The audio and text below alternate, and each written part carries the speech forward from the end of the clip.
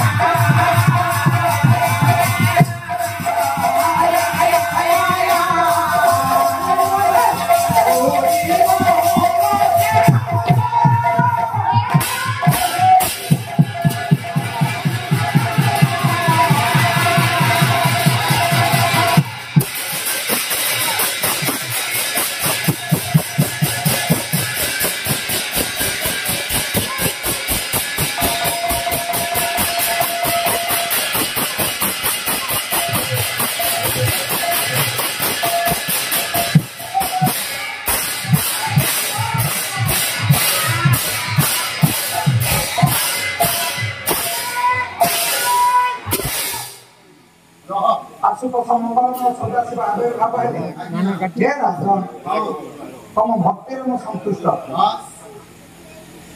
तमें गोटे यज्ञ कर गोटे वर्ष व्यापी यज्ञ हम आज्ञ जी जम हम तुम मान रक्षा कर तुम मनोकामना पूर्ण हम आप राजा कहे प्रभु आउ वर्ष अपेक्षा करी अपेक्षा न कले केमी राजा घर प्रति फेरिले राज्य में पहुंचला से दिन मंत्री हाथ में निमंत्रण लिखिदे सब बाबाजी मान डाकवा कहले को बाबाजी आसवे बही हेले प्रचंड पांडव कवि है राजशेखर सत्याव्रत भतुभ्याम तमशिला नमुने तस्यमाननीय सत्यवन्दे यज्ञबलस्य भवदित सदस्यि त्वं तुमे भारतस्य विश्वामित्रं पवित्रं जगति विजातं कामवक्त्रे नमस्ते विश्वपृष्ठकृतमतिर परं स्वामी हंसं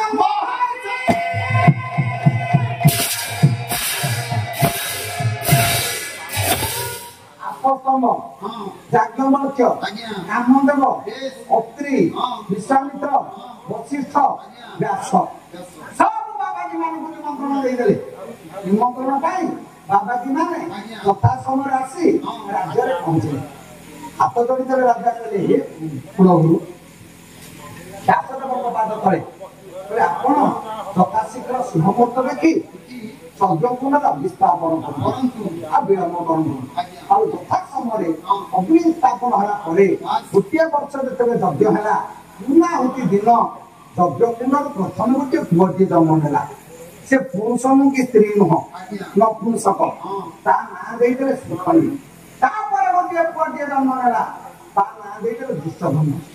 जोड़िए पुआ पाई सालिला परे राजा चिंता कले गुरुजी यज्ञ फल मिला आउ डेरी करछनी काई ये यज्ञ पूर्ण शांति कर दियंतु आबे मो जोड़िए पुआ पाई सालेनी आ असुविधा नै राजा को कथा सुनी बाबा जी आसीले कहले पुआ दिना सिना पाइछ किंतु यज्ञ पूर्ण कहूची एबे भी लेलियान शिखा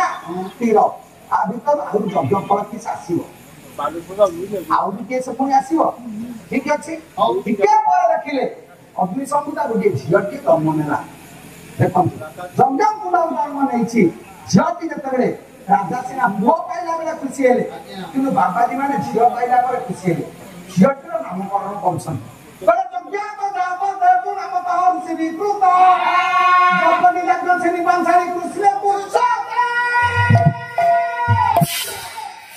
ଯଜ୍ଞ କୁଣ୍ଡର ଜନ୍ମ ନାଁ ଦେଇଦେଲେ ଯାଜ୍ଞସେନୀ ପଞ୍ଚାଳ ରାଜନନ୍ଦିନୀ ନାଁ ଦେଇଦେଲେ ପାଞ୍ଚାଳି କୃଷ୍ଣ ବର୍ଣ୍ଣା ନାଁ ଦେଇଦେଲେ କୃଷ୍ଣା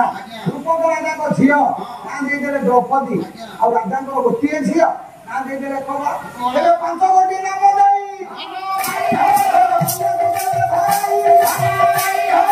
ଝିଅଟାକୁ ଯେତେବେଳେ ଧରେଇ ଦେଲେ ରାଜା କହିଲେ ଗୁରୁଜୀ ଏ ଝିଅଟାକୁ କଣ ଧରେଇଲେ ଆପଣ ଦେଖନ୍ତୁ ପୂର୍ଣ୍ଣା ପୁରାଣର ଭିନ୍ନ ମତ ସଂସ୍କୃତ ମହାଭାରତ କହନ୍ତି ପୂର୍ଣ୍ଣ ଯୌବନ ପ୍ରାପ୍ତି ବା ଯାଜ୍ଞସେନୀ ସୃଷ୍ଟି ହେଇଛନ୍ତି କିନ୍ତୁ ରାଧାସାଗର ପ୍ରଚଣ୍ଡ ପାଣ୍ଡବରେ କହିଲେ ଛୁଆଟି ଅବସ୍ଥାରୁ ସୃଷ୍ଟି ହେଇଛି ସେ ଯାହା ହଉ ନାନା ମୁନି ନାନା ମତ ଏ ଝିଅଟିକି ଧରିଲା ପରେ ରାଜା କହିଲେ ଗୁରୁଜୀ ଏ ଝିଅ ତାକୁ ଲାଳନ ପାଳନ କରି ବଢେଇବ ଝିଅଟି 18 ବର୍ଷର ଯୋଉଦିନ ହବ ସେଇଦିନ ମାନବତାକୁ ମାର ଦବ କହିଲେ ଯଜ୍ଞ କରି ବର୍ଷ ଅପେକ୍ଷା କଲି ପୁଣି 18 ବର୍ଷ ଝିଅକୁ ପାଳନ କରିବି ତାପରେ ମାନବତା ମାର ଖାଇବ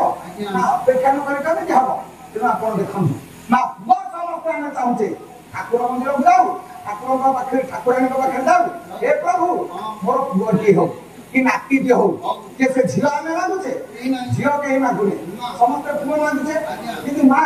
84ଟା ନର୍କକୁଣ୍ଡ 84ଟା ନର୍କକୁଣ୍ଡରୁ 83ଟା ନର୍କରୁ ଉଦ୍ଧାର କରୁଛି ଝିଅ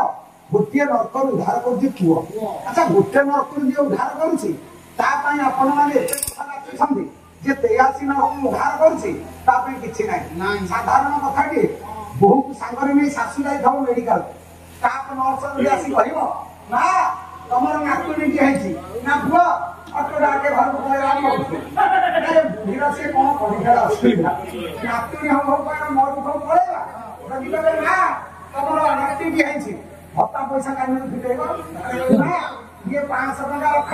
ତେଣୁ ମିଠା ଖାଇବ କିରେ ଝିଅ ଜନ୍ମ ହେଲେ ତ ମରୁଥଉ ପୁଅ ଜନ୍ମ ହେଲେ କଣ ମିଠା ବାଣ୍ଟୁଛ କାହିଁକି କଣ ସଂସାରରେ ଝିଅର ମୂଲ୍ୟ କିଛି ନାହିଁ ଆଜି ସମାଜରେ ଝିଅ ଜନ୍ମ କରିବାକୁ ଆମେ କେହି ଚାହୁଁନି କିନ୍ତୁ ପୁଅଟି ବଡ ହେଲା ପରେ କହେ ଭାଇ ଆଉ ପୁଅଟି ଚାକିରି କରିଛି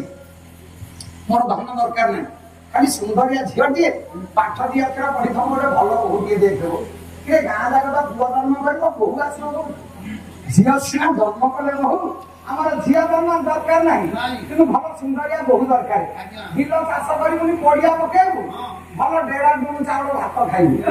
ବିଲରେ ପଡି ଆମ୍ବ ଗଛ ଲଗେଇବୁନି ଭଲ ମିଠା ଆମ୍ବ ଖାଇବୁ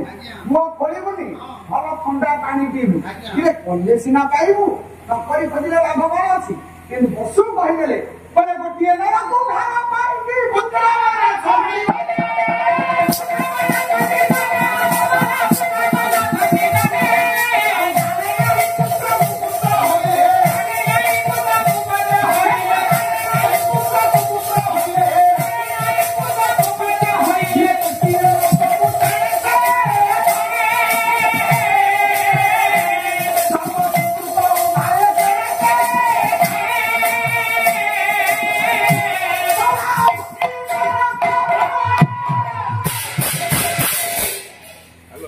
ଗୋଟିଏ ନରକରୁ ଉଦ୍ଧାର ହବା ପାଇଁ ଆମେ ସିନା ପୁଅଟିଏ ଜନ୍ମ କରୁଛେ ନା ପୁଅଟି ଯଦି ଭଲ ହେଲା ତମେ ଗୋଟିଏ ନରକରୁ ଉଦ୍ଧାର ହବ ନାଇଁ ପୁଅଟି ଯଦି କୁଳ ବାଳୁଙ୍ଗା ହେଲା ଗୋଟିଏ ନରକରେ ନେଇ ପକେଇବ ତେଣୁ ଗୋଟିଏ ପୁଅ ଜନ୍ମ କରି ଗୋଟିଏ ନରକରୁ ଉଦ୍ଧାର ହବ କାହିଁକି ଗୋଟିଏ ନରକରେ ପଡିବ କାହିଁକି ଝିଅ ଜନ୍ମ କରିବାନି କାହିଁକି ସବୁଠୁ ଭଲ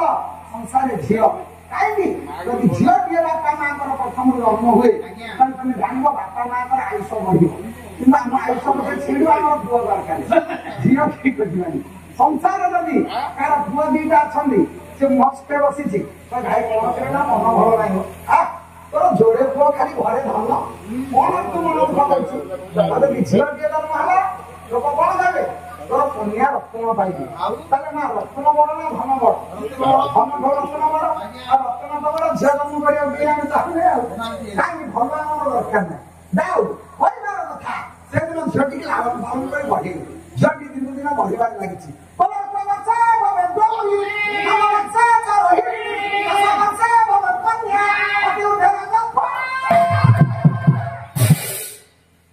8 ବର୍ଷର ଝିଅକୁ କହନ୍ତି ଗୌରୀ, 9 ବର୍ଷର ଝିଅକୁ କହନ୍ତି ରୋହିଣୀ, 10 ବର୍ଷର ଝିଅକୁ କନ୍ୟା, 5 ଅଧିକା ହେଲେ ରଜସ୍ୱଳା, ଯାହା କହନ୍ତି ଯୌବନ ଦେଶରେ ଝିଅ ପଦାର୍ପଣ କଲା। ଏ ଝିଅଟି ଯେତେବେଳେ ଯୌବନ ଦେଶରେ ପଦାର୍ପଣ କଲା, ସେଇଠି ଆପଣମାନଙ୍କର କାଳିଦାସ କହିଲେ ଯେ ଯଦି ଇଏ ଝିଅ ନୁହଁ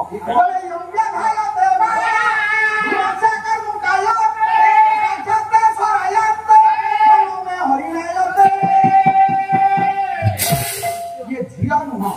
ଗୋଟେ ବ୍ୟାଧ। ଯଦି ଝିଅଟା ବ୍ୟାଧ ତାହେଲେ ବ୍ୟାଧ ପାଖରେ ଧନୁ ଅଛି, ବ୍ୟାଧ ପାଖରେ ସର ଅଛି, ବ୍ୟାଧ ଗୋଟେ ଜୀବକୁ ମାରେ। ଝିଅ ଯଦି କହିଲା ବ୍ୟାଧ ତାହେଲେ ଧନୁ କିଏ ସେ କହିଲେ ଭ୍ରୁର ସେ କାହିଁକି ଝିଅର ଭ୍ରୁରଟା ହଉଛି କିଏ ଶବର ରୂପୀ ଝିଅର ଧନୁ। ସର ନେତ୍ର ଛଟା ହଉଛି ସର, ଭ୍ରୁରତା ରୂପକ ଧନୁରେ ନେତ୍ର ଛଟା ରୂପକ ସର ଦେଖି ଏ ଶବର ରୂପୀ ଝିଅ ଯେତେବେଳେ ମାରେ ମରନ୍ତି କିଏ ସେ ମନରେ ହରିଣାୟତେ। ଯୁବକ ମାନଙ୍କର ମନ ରୂପକ ହରିଣ ସବୁ ମରିଯାଆନ୍ତି। ଝିଅଟି ଯେତେବେଳେ ଯୌବନ ଦେଶରେ ପଦାର୍ପଣ କଲା, ରାଜା କହିଲେ ଝିଅକୁ ତ 18 ବର୍ଷ ହବାକୁ ବସିଲାଣି, କାହିଁ ମାନଗୋବିନ୍ଦ ତ ମାଡ଼ ଖାଇଲାନି? ଗୁରୁଙ୍କୁ ସ୍ମରଣ କଲେ,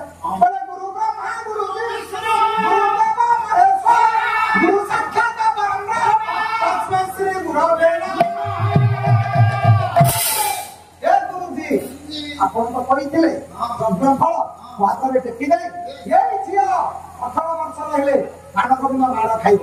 18 ବର୍ଷର ମୁଁ ଅଳ୍ପ ଦିନ ବାକି ଅଛି, କାହିଁ ତ ମାନଗୋବିନ୍ଦ ମାଡ଼ ଖାଇଲାନି? ସେତିକି ବେଳେ ତ କହିଦେଲେ ଗୁରୁ ଆସି ପହଞ୍ଚିଲେ, କହିଲେ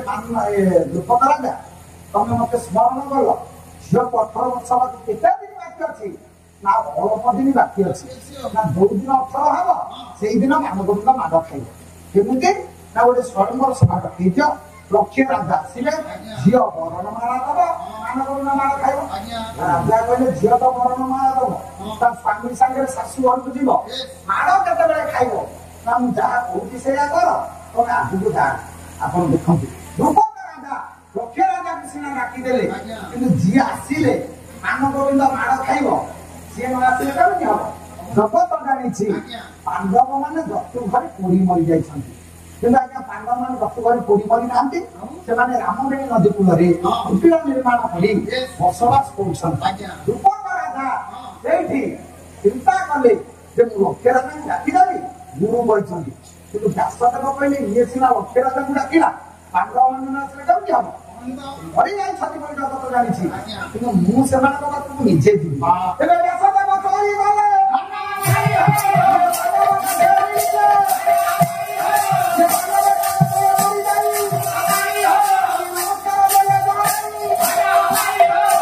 ବ୍ୟାସଦେବ ଯେତେବେଳେ ଯାଇ ରାମବେଣୀ କୂଳରେ ପହଞ୍ଚିଲେ, ପାଣ୍ଡବମାନେ ଦେଖିଦେଲେ, ପାଦ ତଳେ ପଡ଼ିଗଲେ, କଲ୍ୟାଣମସ୍ତୁ। ଧର୍ମରାଜ ପଚାରିଦେଲେ, କହିଲେ ଜେଜ ଆମେ ମଲୁ କି ଗଲୁ କି ହଜିଲୁ?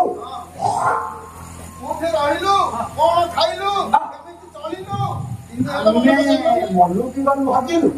ଦିନେ କାଳେ ତମେ ତ ମନେ ପକେଇନ, ଆଜି କାହିଁକି ଆସିଛ? ନା ଶୁଭ ବେଳ ନ ଆସିଲେ ଶୁଭ କାର୍ଯ୍ୟ ହବନି। କହିଲେ ଶୁଭ ବେଳରେ କଣ ହେଇଗଲା? କଞ୍ଚାଳ କଟକ ରାଜା ଦ୍ରୁପଦଙ୍କର ଗୋଟିଏ ଝିଅ, ତା ନାଁ ହଉଛି ଦ୍ରୌପଦୀ, ତା ସ୍ୱୟଂବର ହବ, ସେ ସଭାକୁ ତମେ ଯିବା ପାଇଁ ନିମନ୍ତ୍ରଣ ଧରି ମୁଁ ଆସିଛି। ଧର୍ମରାଜ କହିଲେ ଜେଜ ତମର ପୁରୁଣା ରାଗ କଣ ଅଛି କି? ଦୁର୍ଯ୍ୟୋଧନ ଅଗ୍ନପାଣିରେ ପ୍ରତିପାଳିତ ତ, ସେଇ ଯୋଗୁଁ ବୋଧେ ରାଗରେ ଆପଣ ଆସିଛନ୍ତି ଆମକୁ ଅଗରେ ପକେଇବାକୁ। ଏ ଜନଜଗତ ଜାଣିଛି ଆମେ ମରିଯାଇଛୁ, ଯଦି ମାନଗୋବିନ୍ଦ ଜାଣିବ ଆମେ ବଞ୍ଚିଛୁ, ସ୍ୱୟଂବର ସଭାରେ ଯାଇ ଧରା ପଡ଼ିବୁ, ପୁଣି ଆମ ଉପରେ ଦାଉ ସାଧିବ। ତେଣୁ ଆମେ ସେଠିକି ଯିବୁ କାହିଁକି? ମାନଗୋବିନ୍ଦ ଦାଉ ସାଧିବ କାହିଁକି? ବ୍ୟାସଦେବ କହିଲେ ମୋ କଥା ଅନୁସାରେ ଯିବ। ପାଣ୍ଡବ ମାନେ ତମେ ପାଣ୍ଡବ 5 ଭାଇ ବ୍ରାହ୍ମଣ ସଭାରେ ଯାଇ ବ୍ରାହ୍ମଣ ବେଶ ଧାରଣ କରି ସଦ୍ମ ବେଶରେ ବସିବ, ତେଣିକି ଯାହା ଯାହା କଥା ହବ ସବୁ ମୁଁ ଯିବି। ଏତିକି କହିଲା ପରେ ଧର୍ମରାଜ କହିଲେ ଜେଜ କେତେ ଦିନ ଅଛି? କହିଲେ ଆଉ ଅଛି 17 ଦିନ। ବାଟ କେତେ? 6 ମାସର ବାଟ। 6 ମାସର ବାଟ 17 ଦିନରେ ଅତିକ୍ରମ କରିବୁ, ଏ ଅସମ୍ଭବ କଥା। କହିଲେ ଅସମ୍ଭବ ସମ୍ଭବ ମୁଁ ଜାଣିନି, ତମକୁ କହିବା କଥା କହିଦେଲି, ତମେ ଯିବ ନାହିଁ, ତମ ଉପରେ ନିଷ୍ଠା କରୁଛି। ଧର୍ମରାଜ ଚିନ୍ତା କଲେ, ବ୍ୟାସଦେବ ସିନା ପଳେଇଲେ, ଭାଇମାନଙ୍କୁ ପାଖରେ ବସେଇଲେ, କହିଲେ ଭାଇ ଆମ ଭିତରୁ ଲାଖ କିଏ ବି ଦିଅ, ଟିକେ କହ ଆପଣମାନଙ୍କର ବହି ପ୍ରଚଣ୍ଡ ପାଣ୍ଡବ କବି ହେଲେ ରାଜଶେଖର ରାଜବେଦୀ ନମିତ୍ରମ ବିଶ୍ୱ ରକ୍ଷା ବ୍ରହ୍ମ ସ୍ୱକୀର୍ତି ନା ବୁଝାବ ଧର୍ମର ଯଶ ଅପମାନ ମଙ୍ଗଳ ନରେନ୍ଦ୍ର ବିନୟ ସତ୍ରହି ବିରାମ ଭ୍ରାତା ସତବାସ୍ତି ଯସ୍ୟ ବ୍ରତ ରାଧାଙ୍ଗ ପରିବିଦ୍ୟା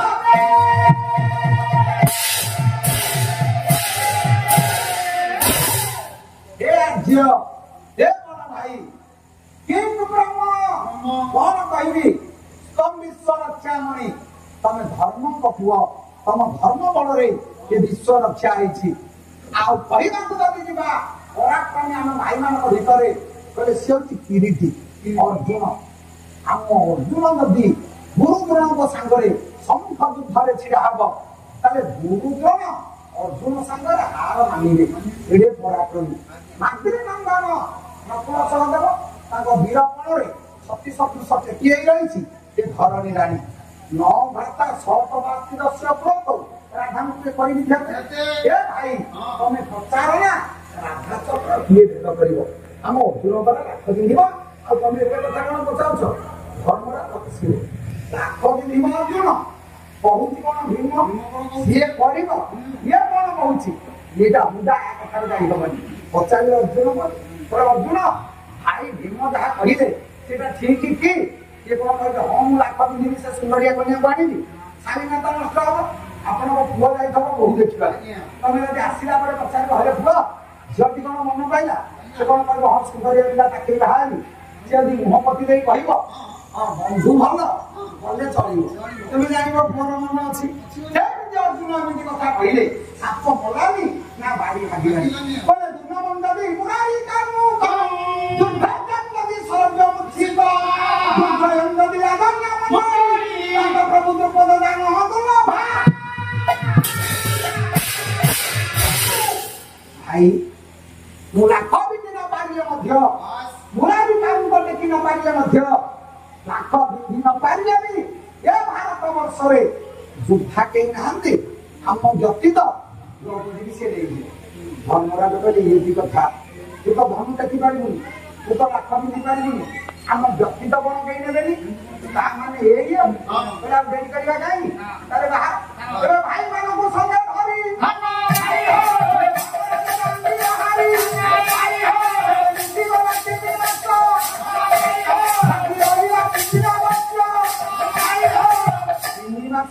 ସରିଗଲା